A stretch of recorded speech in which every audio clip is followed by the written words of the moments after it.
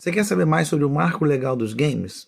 Dá uma paradinha aqui pra gente conversar. O PL 2796 tem circulado bastante nesses últimos dias, na última semana. Está em discussão no Congresso Nacional, nesse momento dentro do Senado Federal. Está indo a voto no plenário do Senado. E eu queria conversar um pouquinho com você sobre ele, do ponto de vista dos desenvolvedores de jogos. Deixa eu me apresentar. Eu sou o Márcio Filho, sou diretor-presidente da RING, Associação de Desenvolvedores de Jogos Digitais do Estado do Rio de Janeiro. E eu queria começar colocando uma questão na mesa. É possível falar de uma sociedade sem política? Não. E a gente não pode esquecer que a política é uma concertação de interesses. Tudo na nossa vida é interesse, tudo na nossa vida é política, e a gente não deve esquecer que, portanto, todas as ações que são tomadas, especialmente nos âmbitos de governo e ainda mais nas casas legislativas, têm a ver com grupos de interesses. Eu queria perguntar a você, te causar essa reflexão. A gente pode pensar em um conjunto de leis que fale sobre a medicina veterinária sem que se escutem os médicos veterinários? A gente pode falar, talvez, em um programa para falar de incentivo ao setor automobilístico, sem falar com os sindicatos, com as associações patronais do setor que produz carros no Brasil? Não, né? Meio difícil pensar dessa forma. Por que então o Marco Legal dos Games não ouviu nenhuma das associações que compõem hoje o ecossistema de desenvolvedores de jogos no Brasil? A gente está falando de mais de 1000 estúdios, a gente está falando de algumas dezenas de milhares de empregos no país, e a gente está falando de um conjunto de 16 associações que lidam sobre o tema no Brasil, 15 delas regionais e uma delas nacional, a Associação Brasileira de Desenvolvedores de Jogos. E nenhum de nós foi ouvido. Nem aqui no estado do Rio, os senadores do nosso estado, tampouco as outras nos outros estados, e menos ainda a Associação Nacional, que apresentou por diversos meios, um conjunto enorme de ferramentas a gente utilizou para acessar os deputados e os senadores e foi estranhamente preterido na hora de apresentar o texto final.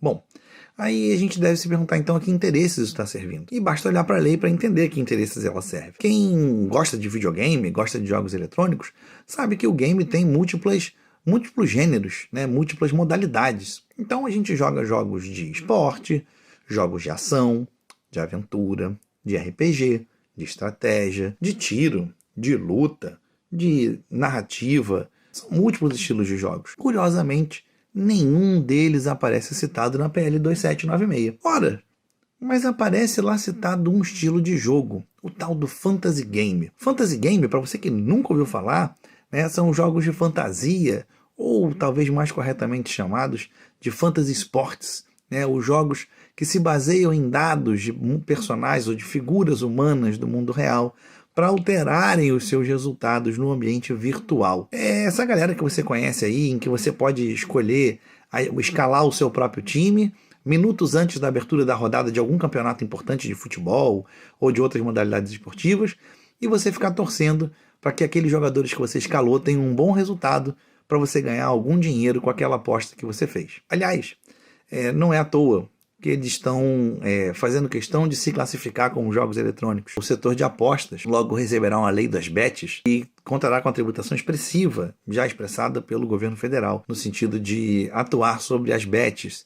E o que esses fantasy esportes, esses fantasy games, esses jogos de apostas relacionados a jogadores do mundo real estão buscando é, na verdade, nada mais nada menos do que se proteger desse ambiente, né, de apostas, ao que tudo indica, né, pelas movimentações que eles têm realizado. Porque em nenhum momento o setor de jogos eletrônicos se colocou como parte autora desse projeto de lei do Marco Legal dos Jogos. Mas a Associação Brasileira de Fantasy Esportes o fez. Né?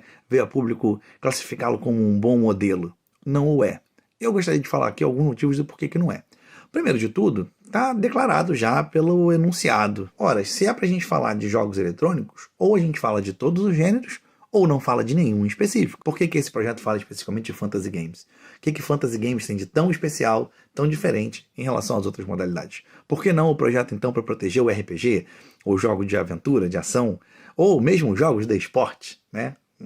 Não saberemos dizer, talvez os autores possam nos explicar. Segundo ponto importante é que esse projeto faz uma classificação errada do que são jogos. Jogos eletrônicos são não só tecnologia, também tecnologia, mas jogos eletrônicos são contexto. Jogos são educação, são cultura, são saúde, são meio ambiente, são turismo, são múltiplas possibilidades que podem ser atingidas. E ao classificar os jogos como tecnologia, busca-se uma proteção para que eles fiquem dentro de um campo que não é tributado como jogos de aposta, né? Como jogos de azar, e, consequentemente, tira os jogos eletrônicos que de fato interessam ao país, que geram emprego, são mais de 95% do que é produzido no país, tiram esses jogos de campo. Então tiram os jogos do jogo, né? E fazem com que a gente tenha ali uma delimitação da nossa área de trabalho, tirando, por exemplo, investimentos importantes que vão acontecer a partir da Lei Paulo Gustavo. E quem aqui discorde de investimento público no setor do audiovisual, no setor dos jogos eletrônicos, eu peço para que ache algum mercado no mundo que tenha avançado sem políticas públicas para isso. O cinema de Hollywood tem políticas públicas para o processo de cash rebate, por exemplo, de retorno dos investimentos, de pagamento de parte dos investimentos realizados por entidades, por empresas privadas, que o governo local, quando é filmado um filme em Nova York ou em tantas outras cidades dos Estados Unidos, recebe investimento público de volta. O governo devolve parte do que ele gastou naquela cidade. Também é verdade que a gente tem isso em vários outros mercados. Eu falei dos Estados Unidos, mas tem isso no Canadá, tem isso em Israel, tem isso na França, tem isso na Polônia, em vários lugares que produzem jogos que a gente curte, gosta e é apaixonado, e está sempre a fim de jogar. Bom, tem um outro dado importante que a gente citar, que é outra falha desse projeto e que está causando muita confusão, que é a questão da tributação. Ele não mexe em tributação, ele não faz com que jogos paguem menos impostos, isso não existe, e isso está demonstrado pela própria tramitação do projeto. Todo projeto que anda pelo Congresso Nacional, seja na Câmara, seja no Senado, uma vez que ele vá diminuir o potencial de arrecadação do governo federal ou aumentar os custos, ele precisa passar pela Comissão de Tributação e Finanças. E esse projeto não passou. Significa muito claramente, ele não vai mexer na precificação de jogos. Você que gosta de jogar, você que gosta de comprar seus jogos, você não está ganhando nada apoiando esse tipo de projeto. Ao contrário, você está dificultando o setor que cria jogos aqui no Brasil de gerar emprego e renda, porque ao delimitar ele como tecnologia, a gente está fora dos outros tantos investimentos que podem ser feitos em outros lugares. Bom, outra coisa que esse projeto perde é uma oportunidade única de, aí sim, gerar segurança jurídica, segurança tributária ao setor. Nós que trabalhamos desenvolvendo jogos, a gente traz lá de fora um negócio chamado SDK, Software Development Kit. É uma versão específica do console, produzida direto e exclusivamente por quem é dona do console. Então a Sony manda uma espécie de PlayStation 5 modificado com funções de desenvolvedor para a empresa que queira criar um jogo para o PlayStation 5 aqui no Brasil. E esse Software Development Kit, esse PlayStation 5 modificado, como ele não tem uma classificação tributária própria, ele pode ser alterado, tributado, de acordo com a cabeça do auditor fiscal que está cuidando disso.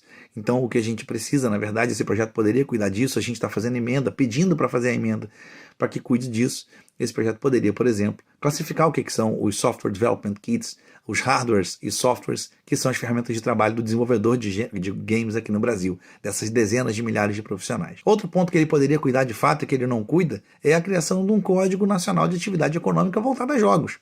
Hoje, um estúdio de jogos ele tem que se classificar como qualquer outra coisa, porque a atividade de estúdio de desenvolvimento de jogos no Brasil, formalmente, não existe. Ora, como é que um marco legal que cuida do setor não cria a atividade econômica oficial que vai ser observada pela Receita Federal para o próprio setor? Isso é uma loucura, Então, se esse marco legal estivesse de fato olhando para o setor de jogos no Brasil, ele cuidaria, por exemplo, de prever um KNAI voltado ao setor.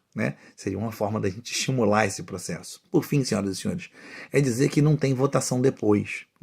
Não tem como aprovar esse projeto e depois a gente corre atrás para poder votar. Esse projeto, com grandes grupos de interesse por trás dele, demorou 2 anos para ser aprovado. A gente, movendo o setor para aprovar uma alteração a esse projeto no futuro, pode levar de 3 a 4 anos para isso acontecer. E isso significará o fechamento de centenas de estúdios, a perda de milhares de empregos e um atraso de oportunidade para o país num mercado global que é multibilionário. Então, por favor, PL 2796, não. Vamos embora junto nessa.